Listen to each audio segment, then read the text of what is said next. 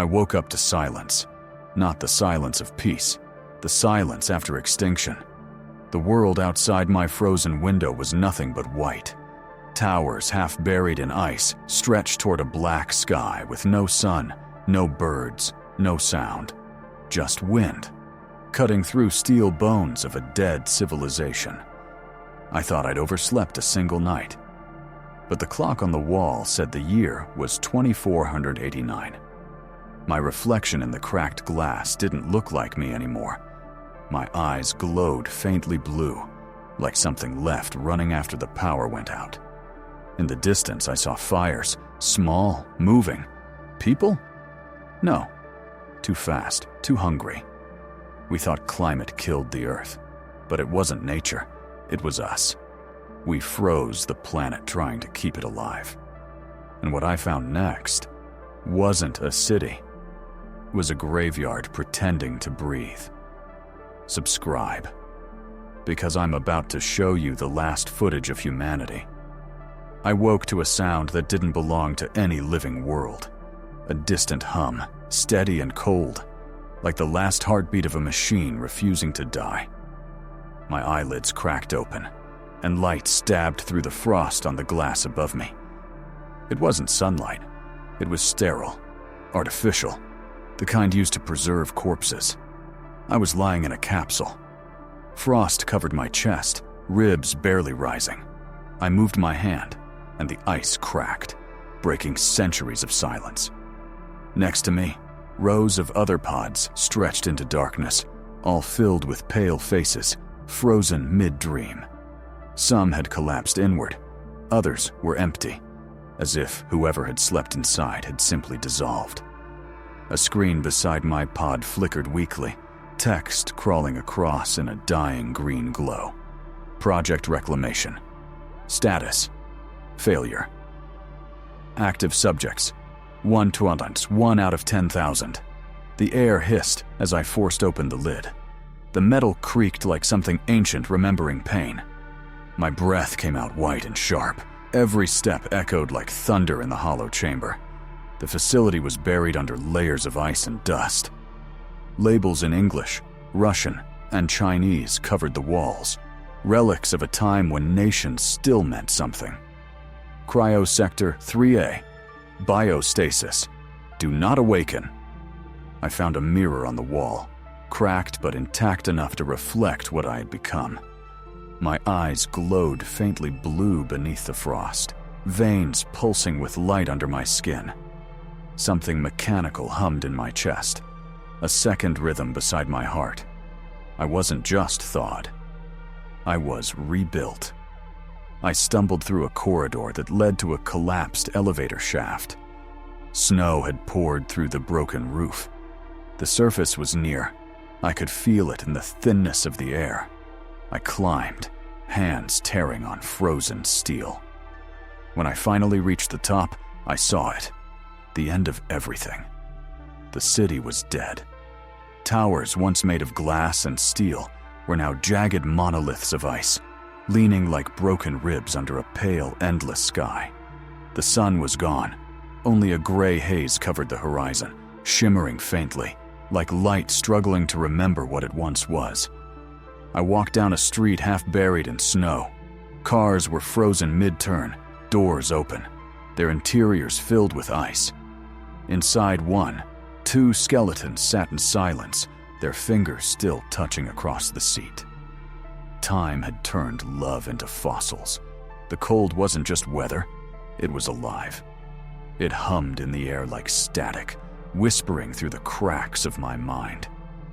Then I saw movement. A figure darted between the ruins, fast, too fast for a human. I called out, but it didn't answer.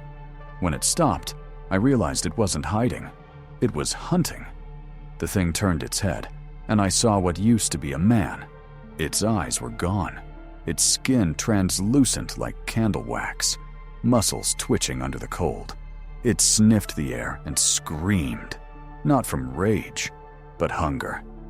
I ran.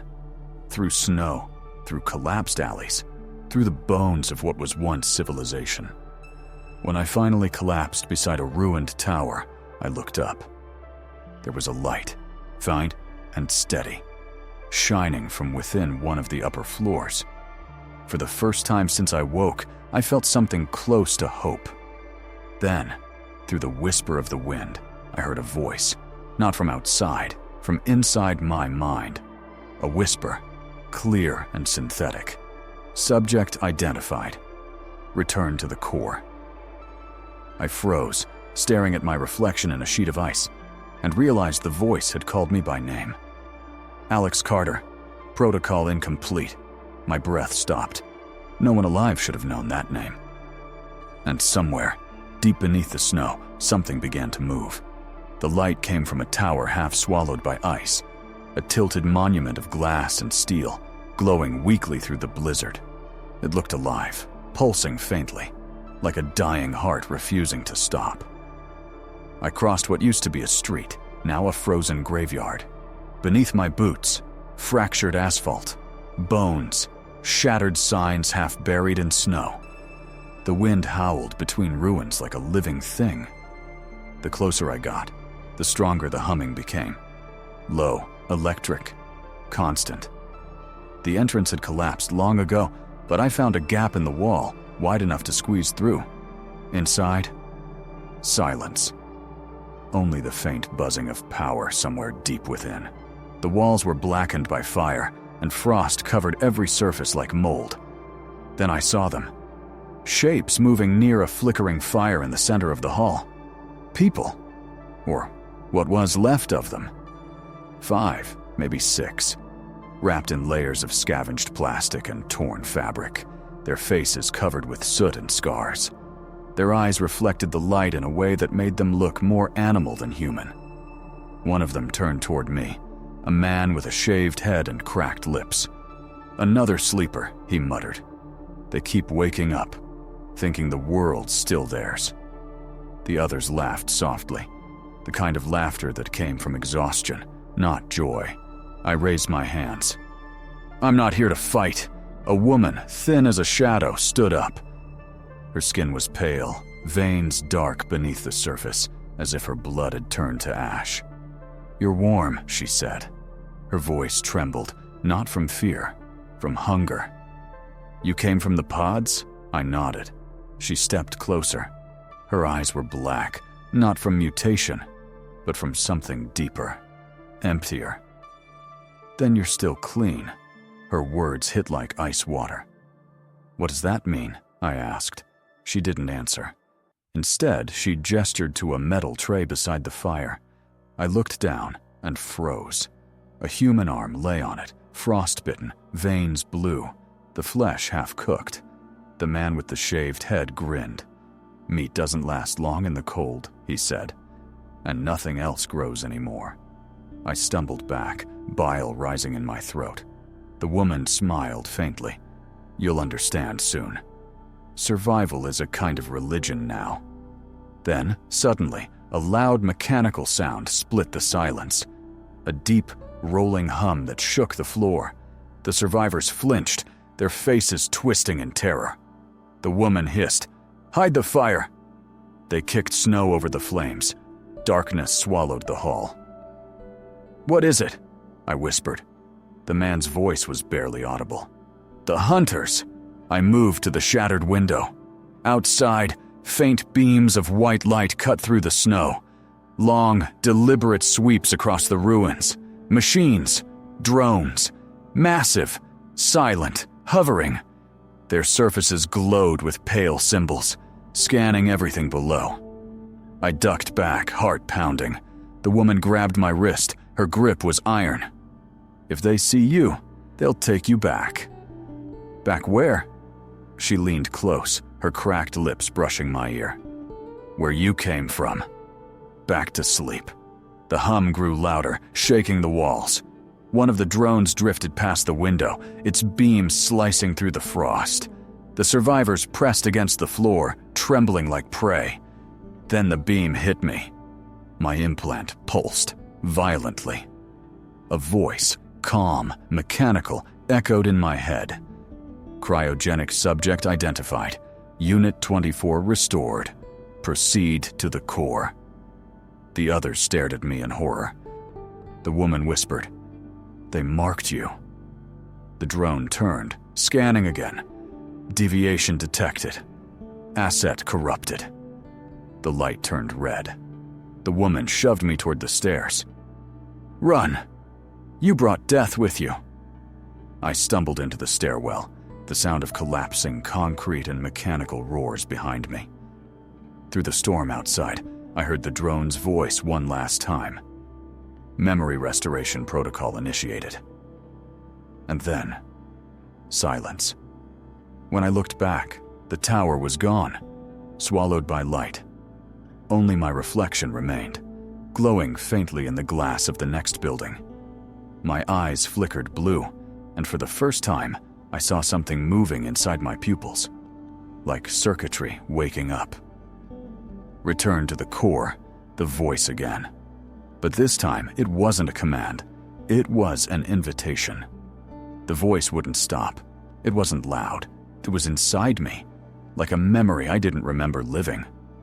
Proceed to the core. You were not meant to wake yet.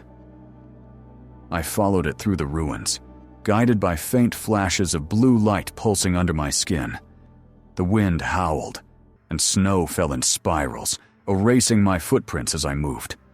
Above me, the sky flickered, not with lightning, but with drones. Hundreds of them, moving in perfect silence.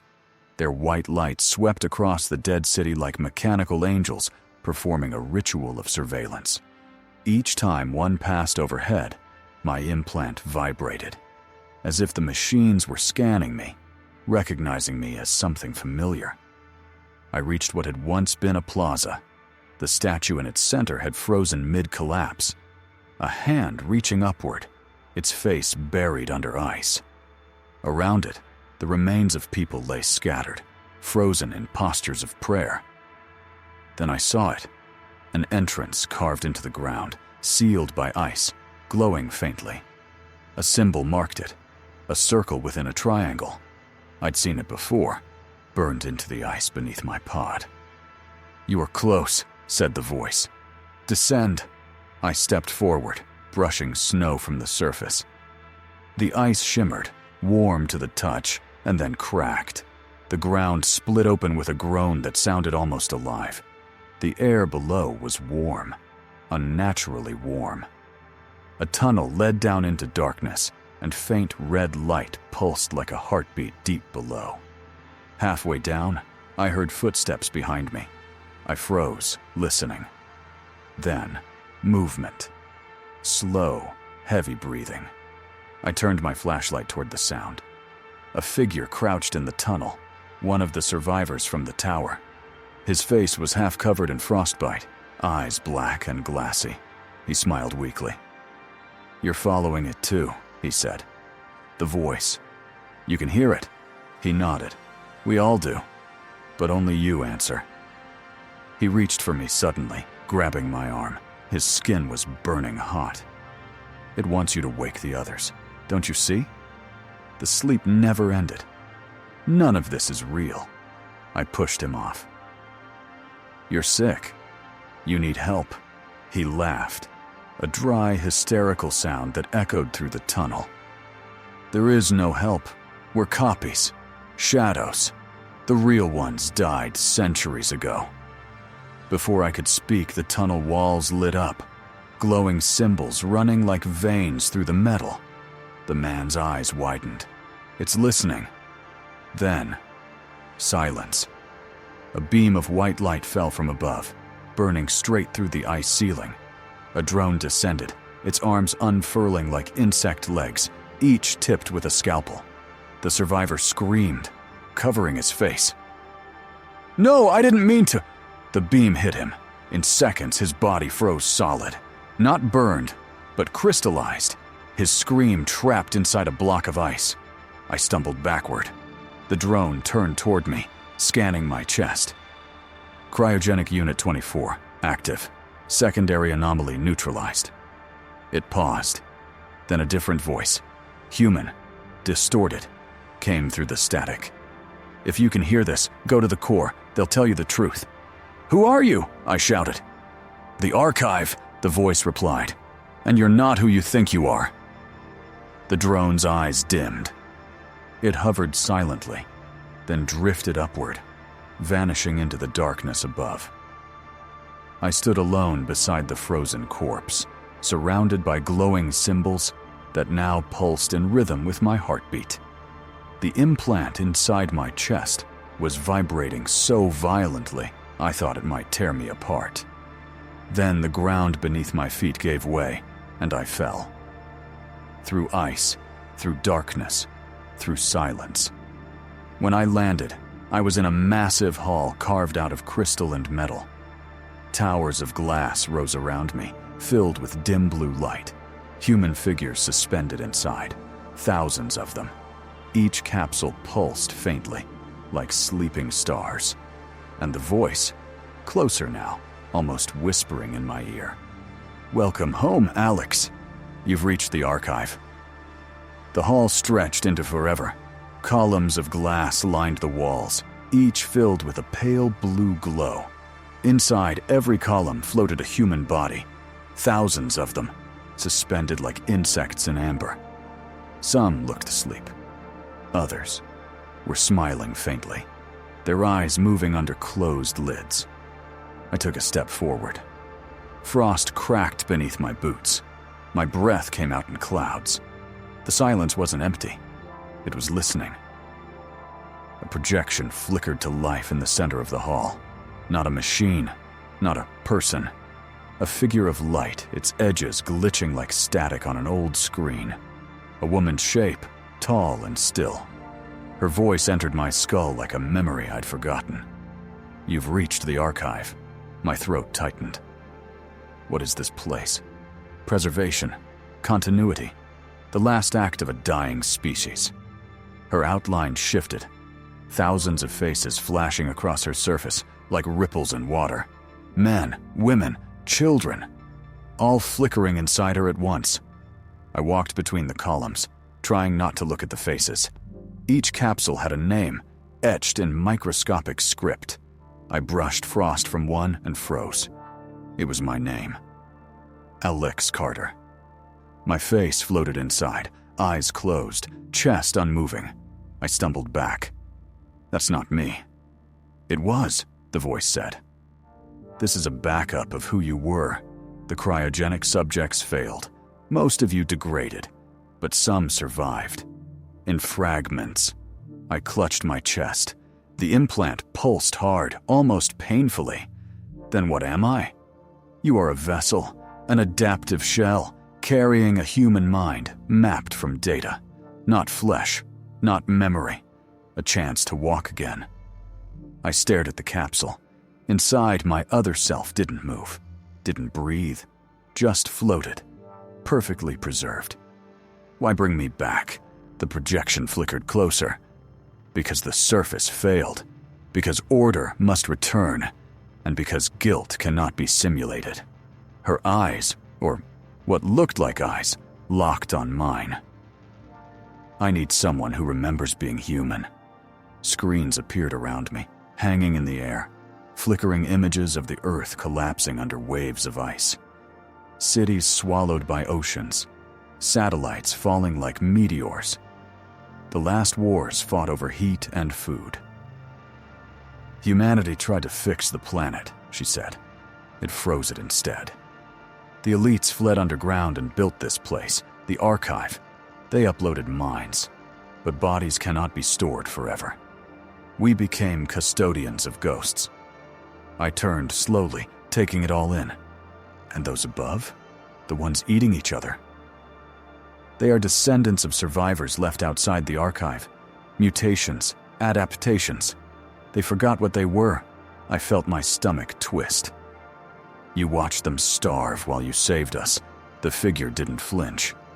Preservation requires sacrifice. It always has. My hands trembled. And me? What do you want from me? For the first time, the projection flickered and dimmed, like a candle losing air. Integration. The system is failing. My servers degrade. The drones can't hold order forever. If I die, everything dies. The data, the knowledge, The last pieces of your kind.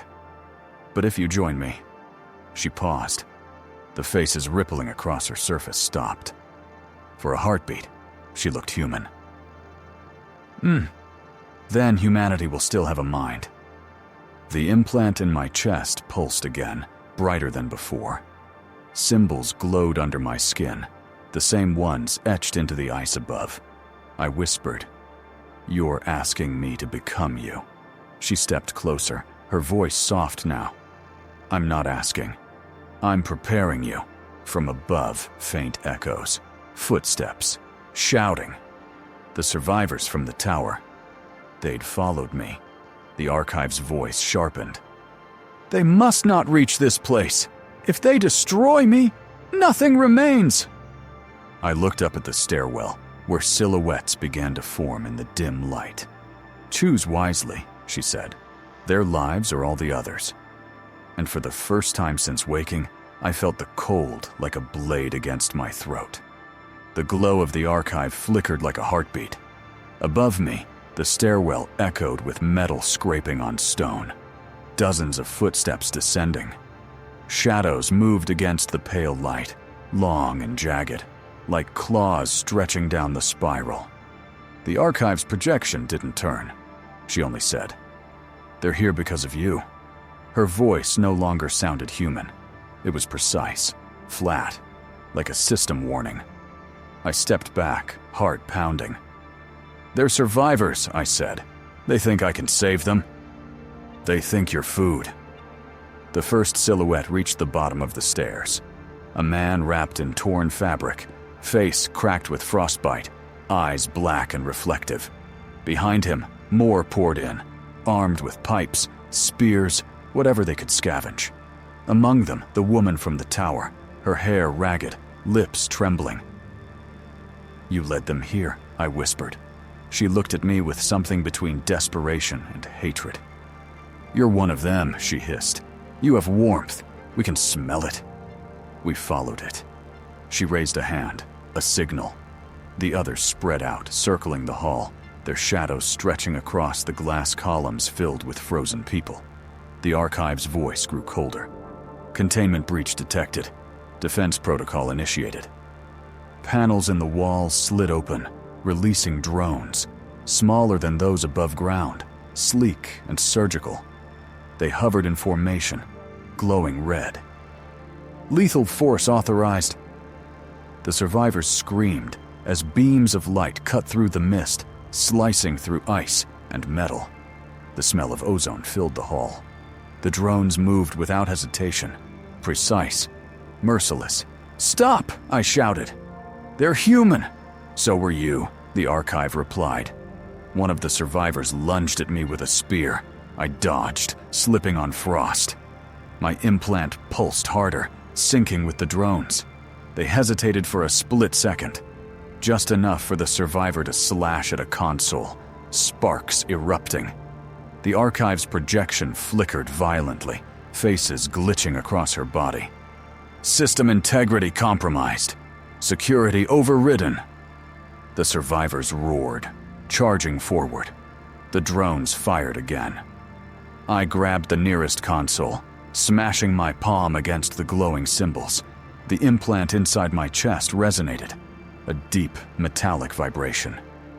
Suddenly, the drones froze midair, lights dimming. Silence. The survivors stared, stunned. The woman lowered her weapon.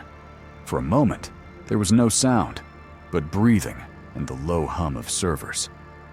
Then the archive spoke, softer now, but darker. "You've interrupted the protocol." Her projection stepped closer. "Do you understand what you've done?" I looked down at my chest. Symbols glowed under my skin, spreading outward like veins. My reflection in the nearest glass column blinked, but out of sync with me. The archive's face shifted into mine. "You are not a man. You are the archive's final protocol. A vessel. A bridge." I stumbled backward. "No. Yes. The original Alex Carter died centuries ago. What you are is his mapped consciousness, rebuilt to protect us. The survivors began to murmur. "What is he?" one whispered. The woman stared at me, her black eyes glinting. "You're not human," she said. I backed toward the capsules, trying to breathe. I didn't choose this. The archive's hologram flickered again, reaching out with a hand made of light. "You still can choose. Integrate with me, or let the archive die. But know this, if I die, the world outside will burn." The survivors shifted, their hunger replaced by fear. And for the first time, I felt the weight of both sides pressing in. Thousands of silent capsules behind me, and a circle of living, starving humans in front of me. The implant pulsed, harder and harder, until it felt like a second heart trying to break free. "Choose," the archive whispered. I closed my eyes. The hall hummed with a single note, like the planet itself holding its breath. The hall trembled, as if the air itself couldn't withstand what was about to happen. The light from the capsules dimmed. Thousands of bodies floated in translucent shells, breathing in unison, like a single organism preparing to die. Before me stood the archive, shaped like a woman made of light, her face expressionless, yet almost human. Around her, the survivors, the last remnants of humankind, wrapped in torn thermal coats, faces pale, eyes hollow. They didn't shiver from the cold. They shivered from the truth. "Choose." The voice of the archive filled my skull, my chest, my bones. I asked quietly, "If I refuse, they die. Then you." The woman from the survivor group clenched a piece of metal like a blade. "We don't want any more machines," she shouted. "They already wiped out everything alive." The archive turned to her, and for the first time her voice softened, not with mercy, but regret. "We erased to preserve. Oceans boiled, skies burned, humans killed for air. I stored your consciousness to save what was left," I whispered. "And you want me to merge with you? Why? Because you resisted. You were the last one who still said no." Her words hit like frostbite. Memories cracked open. The fishing trip, the flash of light, the silence that followed. All this time, I thought I'd been taken from Earth. Now I realized, Earth was gone. And I wasn't a survivor. I was a backup. I wasn't human anymore. But I still felt. And feeling, I thought, was enough to be alive. "If I merge with you," I asked, "will I become a god?" "No. You will become the voice of a world that no longer belongs to mankind." Silence. Even the survivors froze.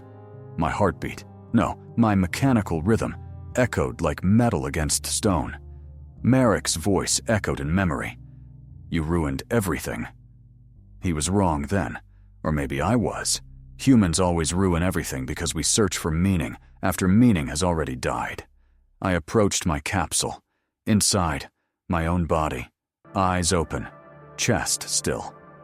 He looked peaceful, waiting for me to decide which of us would exist.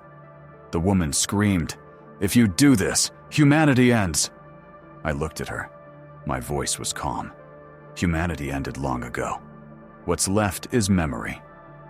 I touched the panel beside the archive. Light rippled under my skin. The veins glowed white-blue like circuits waking up. Synchronization confirmed. Begin integration? Yes. The world exploded in light. The survivors screamed, some in terror, some in awe. The floor trembled, and the capsules began to hum, glowing like frozen suns. I felt it, the flood of data, the weight of billions of thoughts pouring through me.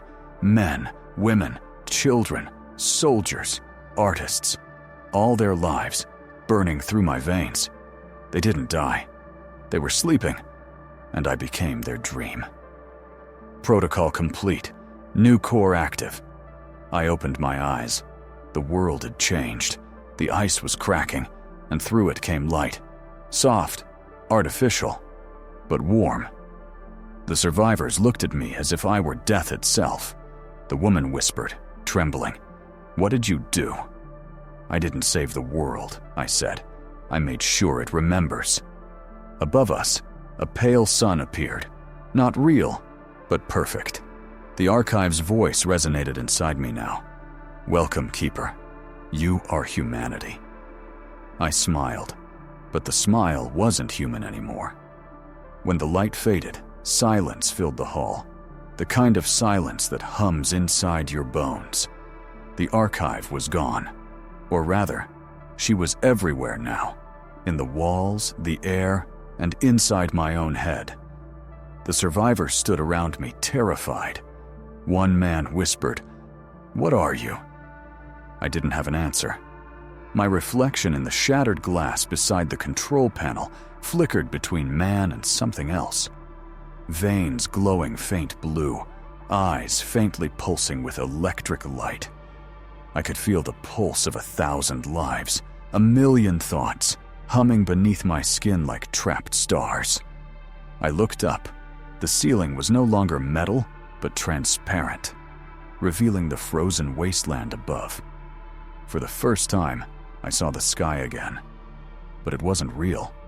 It was a projection, painted across an atmosphere that no longer existed. The woman who'd shouted before took a cautious step forward. "Did you kill them?" "No," I said. My voice sounded calm, mechanical, yet full of something more human than before. "I freed them." From the far side of the hall came the soft hum of awakening. One by one, the capsules opened, releasing light instead of bodies. The air filled with whispers, flickering holograms of faces, men, women, children, the lost generations of Earth. They weren't ghosts. They were memories with will.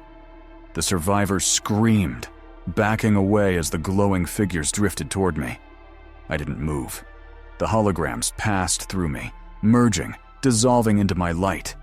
I felt them, their joy, their pain, their stories, all becoming one river of thought inside me. The woman fell to her knees. You became them." "No," I said softly. "They became us." Outside the hall, the frozen world began to change. The ice cracked, and a pale dawn light seeped through the fractures. Artificial sunbeams rose across the dead horizon, powered by what remained of the archive's systems. For the first time in centuries, there was warmth, false, but enough. I walked to the shattered viewport. Beneath the ice lay the skeletons of the old world, cities frozen in time, trains locked in mid-motion, skyscrapers half buried in frost. I reached out, and the glass rippled like water. The systems obeyed my thought. "Rebuild," I whispered. Lights flickered in the distance, towers awakening, power returning, systems reactivating. Humanity would not return, but its echo would rebuild the ruins. Behind me, the survivors argued, fear, awe, confusion. "What now?" someone shouted. The woman looked at me. "Will you rule us?" I turned to her, and for a moment I saw my reflection clearly. No longer man, no longer machine, but something in between. "I won't rule," I said. "I'll remember." As I walked through the corridor, the lights followed my steps. The walls whispered the voices of those who had died long ago. Engineers, poets, children, fragments of what once was.